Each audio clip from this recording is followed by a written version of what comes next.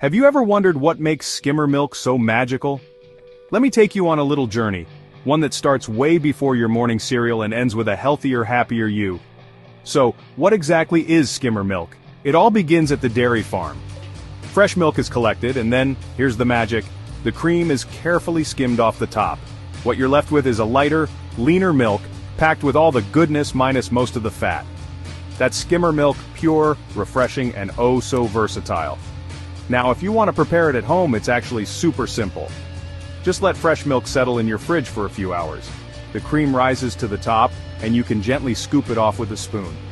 What remains is your homemade skimmer milk, ready for your smoothies, oats, or just a cold glass by itself. But why should you make skimmer milk a part of your routine? Well, for starters, it's low in calories and saturated fat, making it a heart-friendly choice. It's still loaded with protein, calcium, and essential vitamins, so you don't miss out on any of the important stuff. Plus, it's easier on your digestion and a perfect swap for those looking to manage their weight or cholesterol.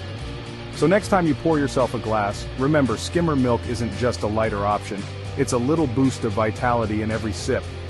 Give it a try, and let the magic do the rest.